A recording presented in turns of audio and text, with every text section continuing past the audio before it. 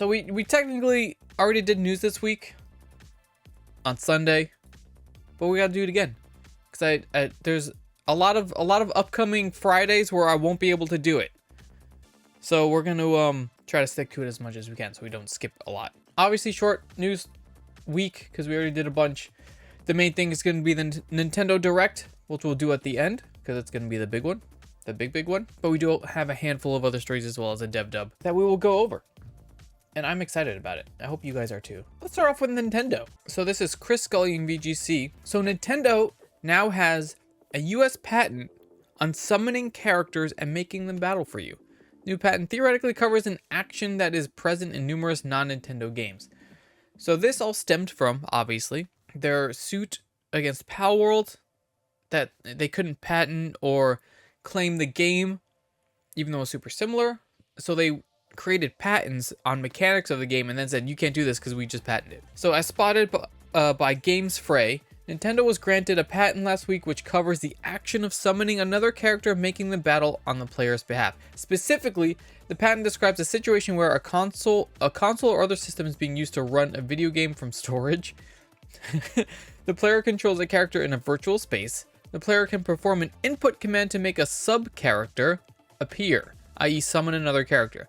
If there's an enemy where the sub-character appears, the player can control a battle between the sub-character and the enemy. If there's no enemy where the sub-character appears, the sub-character will automatically move around. The player can move the sub-character to a different location on the field, and if any enemy is there, they can control a battle between the sub-character and the enemy. The obvious example of this patent action is a Pokemon game where a player can summon Pokemon using the battle of Pokemon on their behalf. It could theoretically be interpreted to cover a number of other games, however. Another example could be Nintendo's Pikmin series, where players summon Pikmin either by uprooting them or choosing them from the player's ship and moving them to different locations, triggering fights if they hit an enemy. There are already concerns online that Nintendo's new patent could lead to a number of lawsuits in which it sues any other company that tries to implement a summoning mechanic in its game, putting future titles in series like Persona at risk. Well. This was the case with Palworld, which has seen accusations of plagiarizing from the Pokemon game ever since its release in early 2024. They filed a lawsuit against Pocket Pair last year, alleging it infringes on 3 patents that they just created at the time. And then there was a follow-up on this from PC Gamer. This is Lincoln Carpenter, PC Gamer. An embarrassing failure of the US patent system. Video game IP lawyer says Nintendo's latest patent on Pokemon mechanics should not have happened, full stop. So people already have their opinions on this. The last 10 days have brought a string of patent wins for Nintendo. Yesterday, the company was granted US patent 12,409,387. A patent covering riding and flying systems similar to those Nintendo has been criticized for claiming in its Palworld lawsuit. Last week, however, Nintendo received a more troubling weapon in its legal arsenal. US patent 12,403,397. A patent on summoning and battling characters in the United States Patent and Trademark Office granted them alarmingly little resistance. So there was no resistance. According to video game patent lawyer Kirk Sigmund, the USPTO granting Nintendo these latest patents isn't just a moment of questionable legal theory, it's an indictment of American patent law. He's quoted, "Broadly, I don't disagree with the many online complaints about these Nintendo patents. They have been an embarrassing failure of the US patent system." So this is the diagram for the summoning critter thing.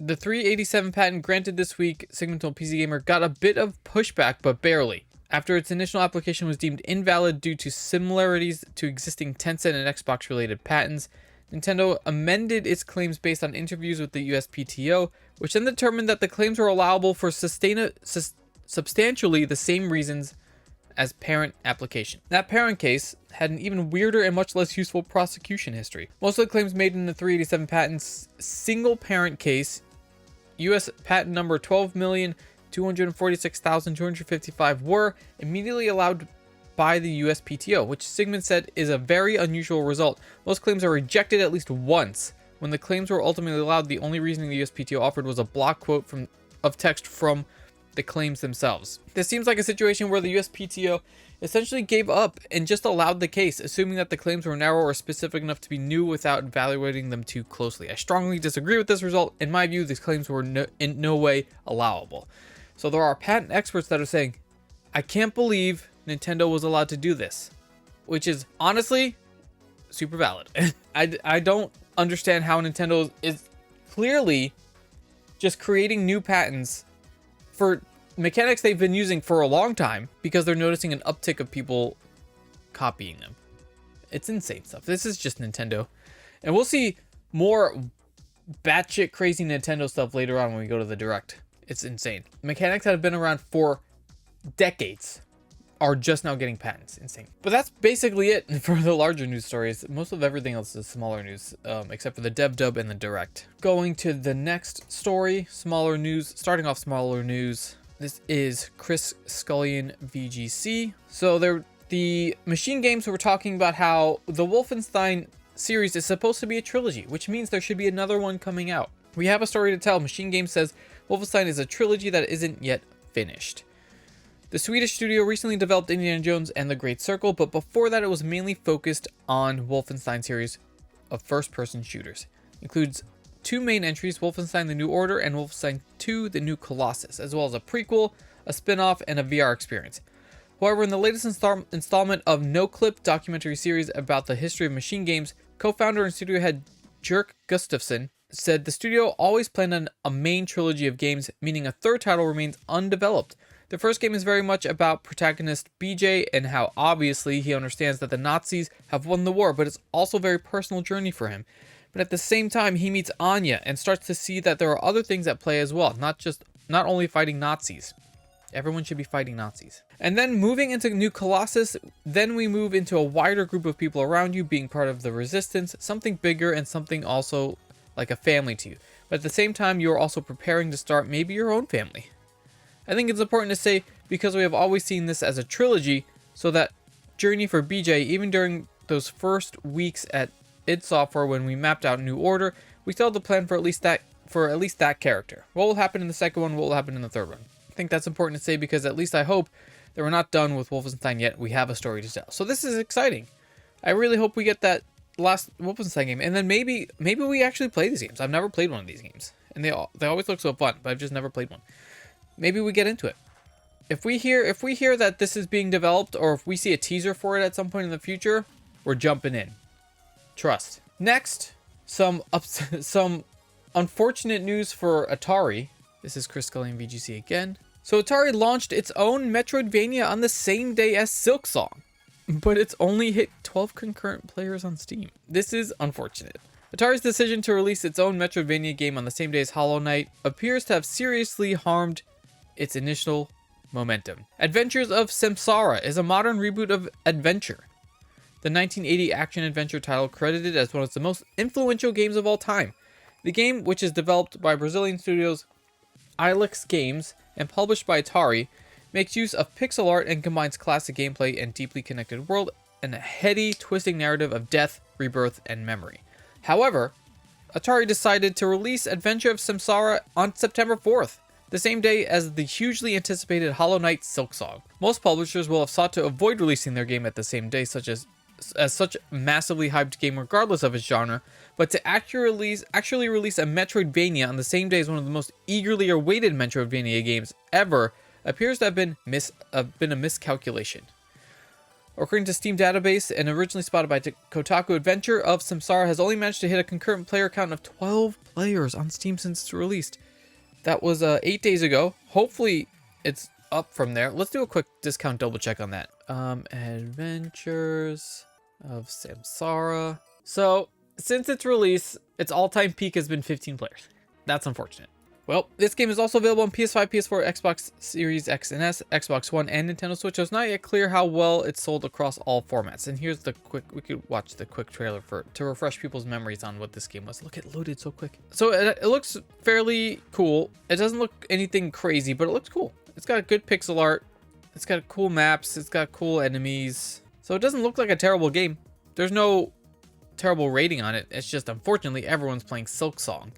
So that sucks. Next up, we got a story about Sucker Punch. Chris Scullion VGC again. Sucker Punch celebrated the day that GTA was delayed, GTA 6, which is very funny. The creative director of Ghost of Yotei says the team celebrated when Grand Theft Auto 6's delay was announced.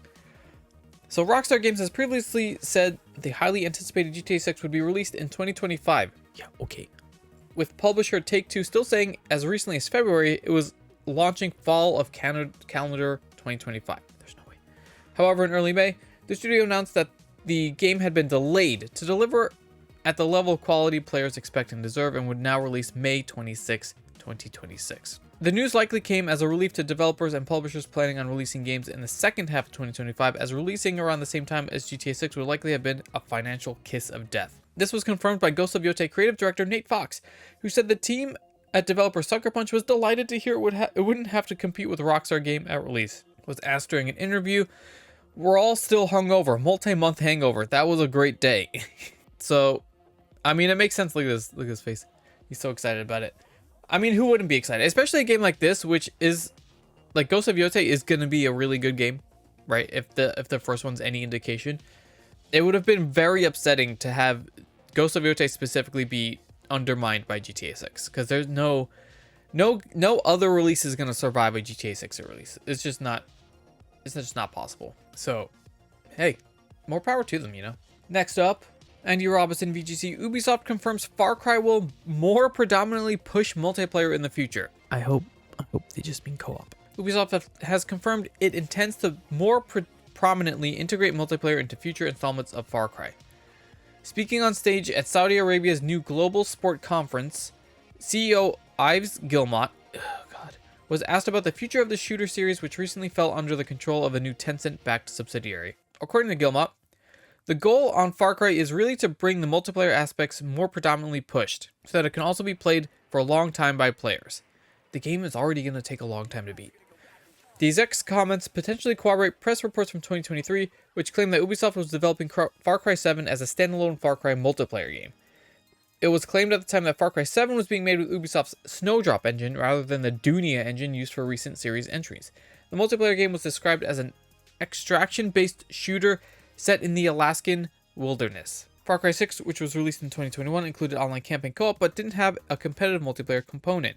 Since the release of Ubisoft Toronto developer Far Cry 6, Ubisoft has brought the series back to its Montreal hub and made changes to the leadership of the series.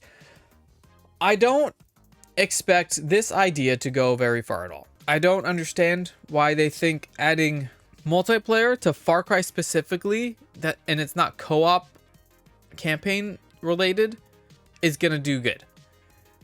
It's gonna have to be something very different from everything else, works perfectly, and is a lot of fun to play and at a decent price. They need to checkbox all of those at launch, I think, for this to be any kind of success. There's no way a fully extraction shooter Far Cry 7 is gonna make it. It's gonna get shut down if they don't hit all those boxes. Ugh. Anyway, last bit of small news. This is Robert Perchis, Eurogamer. So French Lara Croft taking legal action against Asper for AI generated voice used in Tomb Raider remasters. I cannot believe that they used AI to revoice the Tomb Raider. So Francois Cadol, the actor who voiced the French version of Lara Croft in all of the Tomb Raider games from their inception to 2008, is taking legal action against Asper Media for the apparent AI-generated use of her voice in the Tomb Raider 4 to 6 remasters. Cadol told French newspaper The Parisien that Asper Media generated lines of dialogue using her voice without asking her or even notifying her. She has reportedly issued Asper a cease and desist demand. Examples of the allegedly AI-generated voice lines were shared on social media, and in them you can clearly hear the difference between the original Tomb Raider games and the recently remastered ones. A much more robotic reading of the line suddenly takes over partway through the remastered dialogue. Let's check this out. Let's get to the bottom of this. The patch for the Tomb Raider 4, 5, and 6 remasters has just been released. Bad surprise for French fans of Lara Croft. Some of Francois Cadol's lines in the tutorial have been redone with AI, and it shows. Let's check this out. This is the original. Je suis en sécurité ici, mais je dois trouver un moyen de sortir. Déplace-toi avec les touches de déplacement. Je suis en sécurité ici, mais je dois trouver un moyen de sortir. Pour se déplacer, appuyez sur avancer, gauche ou droite. That second half is definitely AI. Pour grimper sur la benne, place-toi devant et Original. appuie sur la touche avancer. Pour grimper sur la benne, place-toi devant et appuyez sur avancer. It definitely Pour sounds way t'accrocher more à la AI. passerelle, va au bord de la benne et appuie sur la touche saut. Puis appuie sur la touche avancer pour grimper. Why is Lara Croft talking that much? Pour t'accrocher à la passerelle, va au bord de la benne et appuie sur la touche. Yeah, they've got AI shenanigans going on in there. That's unfortunate. Cadol, who has regularly dubbed for high-profile actors like Angelina Jolie, who was Lara Croft, including dubbing her performance in Tomb Raider film, was alerted to the recording discrepancies by French Tomb Raider fans. Speaking to the Parisian, Cadol said the use of AI here was a betrayal of their support. It's a game. My voice accompanies the gamers. We played together. Tomb Raider has been followed by a lot of people over the years. For them, it's a betrayal. A total disrespect. They are angry. Oh my god. Alarmingly, this isn't the only example of AI-generated voice work in the game. Brazilian actor Lene Bastos was also told by fans that her voice seemed to have been AI-generated in the remasters. She decided to speak out about it. This prompted a reply and an apology from Asper. Bastos explained that in an Instagram video that Asper promised to remove the AI-generated lines. So they admitted they did it. So Asper did admit that they used AI-generated lines. It does sound like a GPS. Unfortunate. Definitely they need to hit Asper with everything they got, because that's just completely ridiculous and disgusting. That's just goddamn ridiculous. They need to stop. All right, what do we got next? All right, we'll do chat picks, then dev dub, then direct. How's that sound, gamers? All right, first on the chat picks, it's the Destiny Star Wars collab trailer teaser thing, which I think a lot of Destiny 2 fans are not happy about. Seeing how stunningly This is a 10-minute video. We're gonna skip through it. Was electric. So it's like an entire Jumped into that walker and I just mission annihilated expansion the kind of entire- thing that's lightly themed Star Wars, Squeezing that trigger and feeling that like blast missions and just stuff go like that, off. not just like Feels cosmetic a whole stuff. It's like an entire mission Powerful sequence. to enemies. And special collaboration. This is the first time I think Destiny's ever done something like a fully themed story.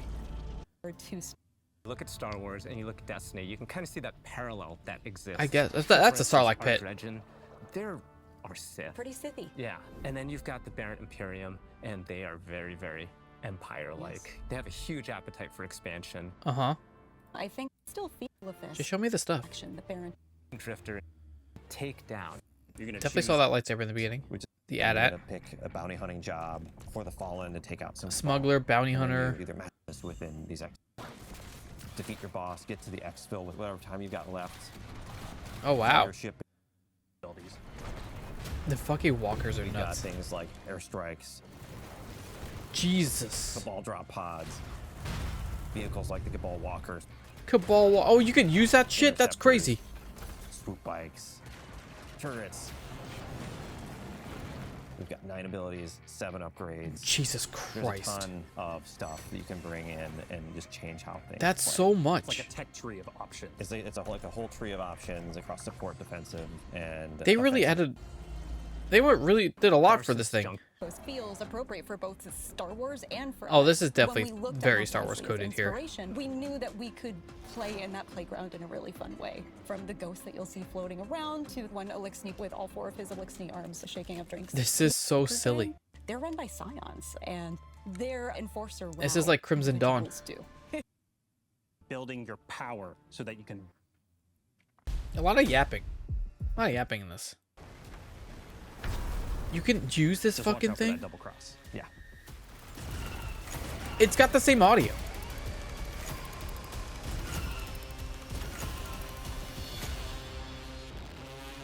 Light and your choices will cut a path forward. So this is pretty sick. All right, and the last of the 2 chat picks. It looks like EA is going to be shutting down some more games. This is Dalton Cooper, Game Rant. Let's get in here. Let's get in here. So EA is shutting down 4 games on November 8th. EA has confirmed that it is shutting down 4 of its games on November 8th, at which point the online services for those titles will cease to exist. EA keeps a running list of games it's shutting down, and unfortunately, it's updated on a fairly regular basis. While this ensures fans know well in advance when exactly EA games are shutting down, It also means that the company is shutting games down nearly every month. EA's list of games shutting down in 2025.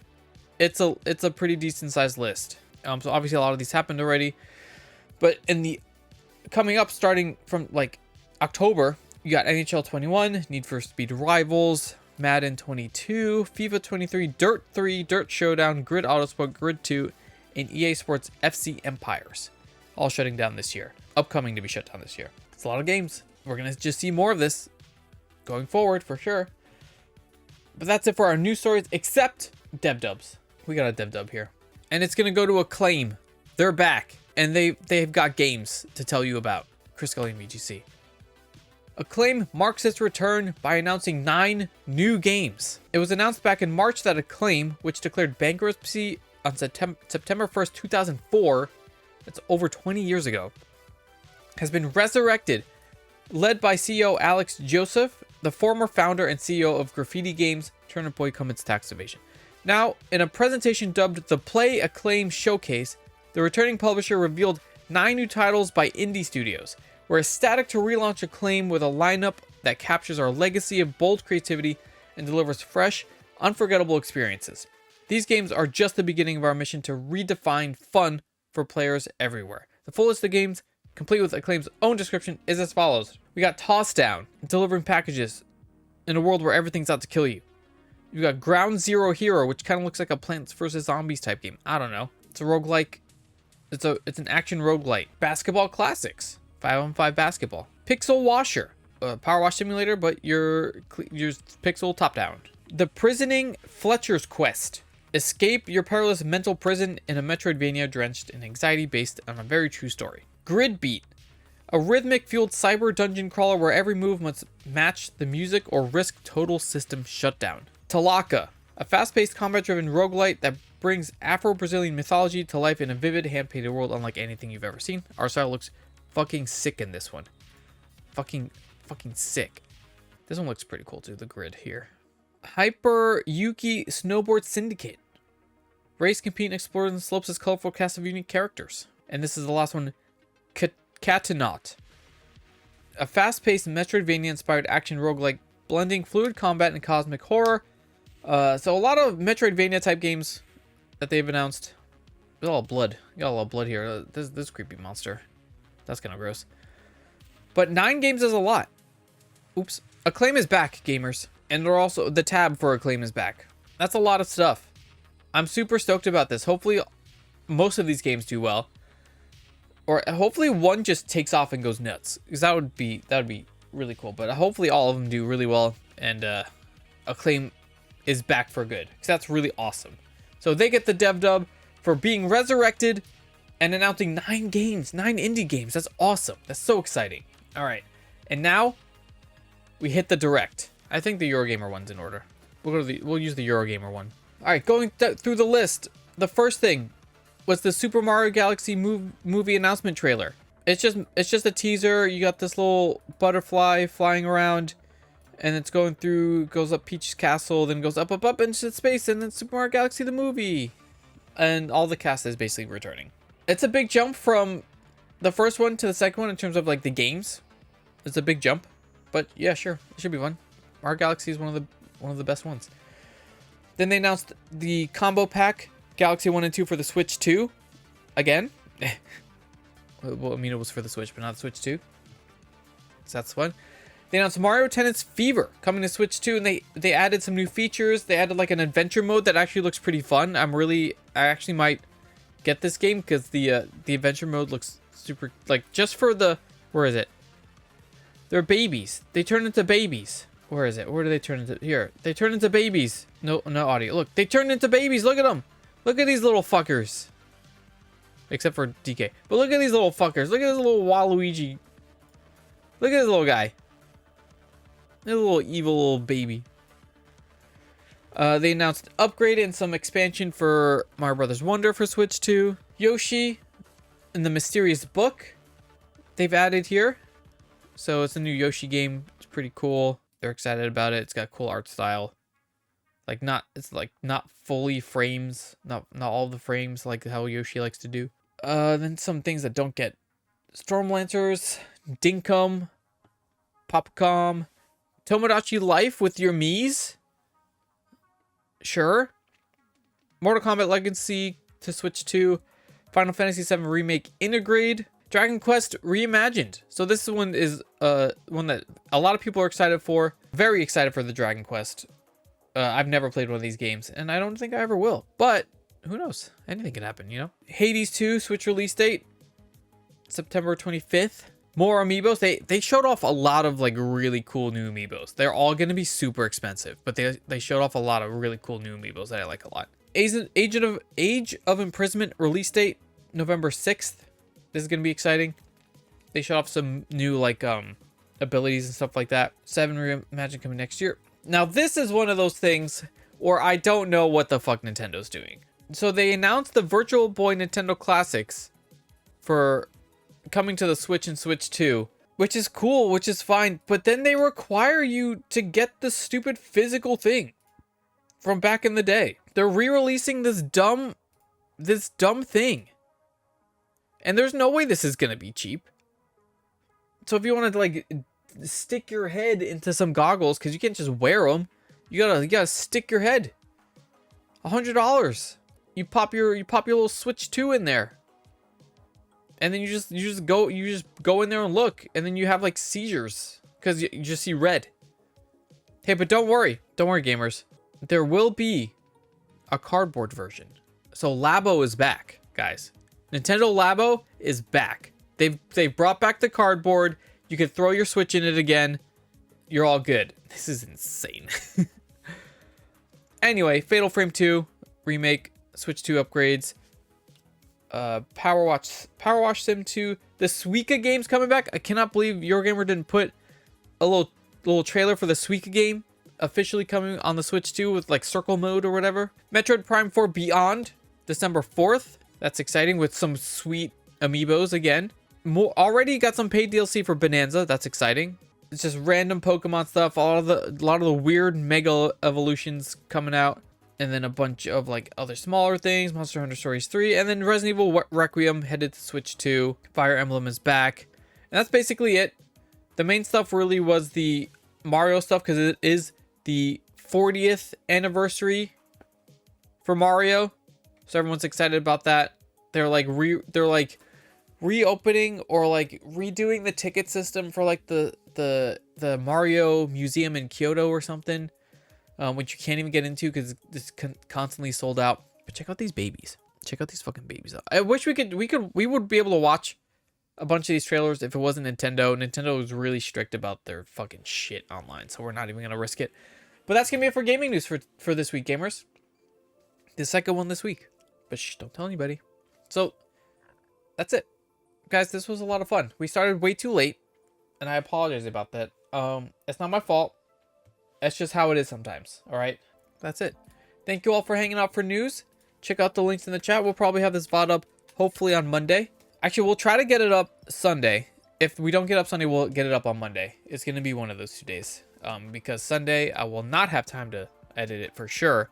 I'm going to try to do it Saturday night quickly. And if I can't, it's going to have to be Monday morning, and I'll have it Monday in the afternoon.